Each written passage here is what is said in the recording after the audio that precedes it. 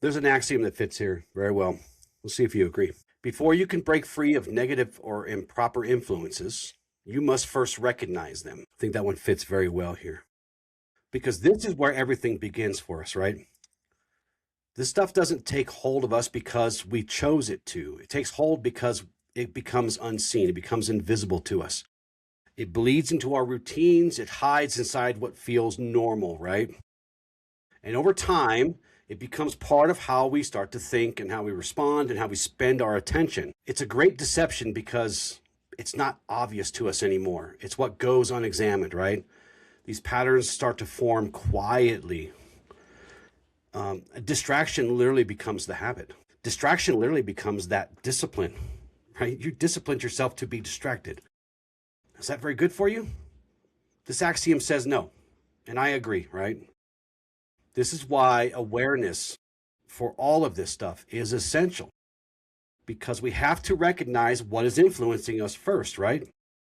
So that we can start to take steps to get ourselves out of that. As I said earlier, I know when I start to get into these weird spaces, when I just start saving videos, and I'll save 2 or 3 videos and I'll go, hey, stop for a second. What are you doing?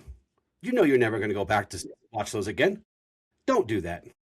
Either watch them or go to the next one or just put your damn phone down, right?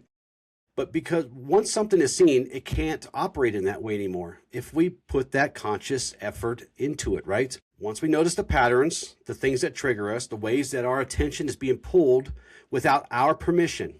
This is important, Michael, without our permission. We must agree and we must give permission, right? We are the captains of our ship. So once we realize things are being stolen from us without our permission, a different choice becomes possible. That's what the axiom's telling us.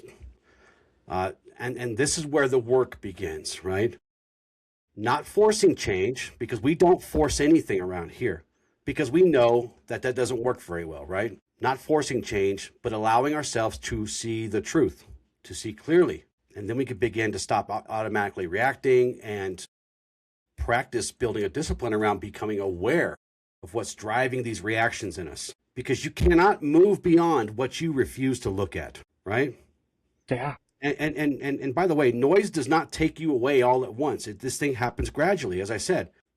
And it'll take you away until distance from what matters to you starts to feel normal. So that's why this is a problem. That's why noise is a problem. No, and it's such an important thing to bring up, because you don't realize you're in this hole until you're in its depths, until the light starts sort of going out around you and you realize you're stuck. It's something that will slowly and insidiously weave itself into your daily life. You know, I'll admit I've been guilty where I get on those social media binges where it's like I get so far into it that all of a sudden now I'm at work trying to binge stuff, whether it's during breaks or when I'm in the bathroom. Mm-hmm. You know, I start doing it when I'm spending quality time with my significant other. The more this thing takes hold, the more we go unaware of what's happening, what's controlling us, the more it can dictate how we live our life. And I think the next good pivot point would be is looking at this sort of passive escape and how it compares to the active creation of signal, building more meaning in our lives, or more conscious tasks to spend our time on.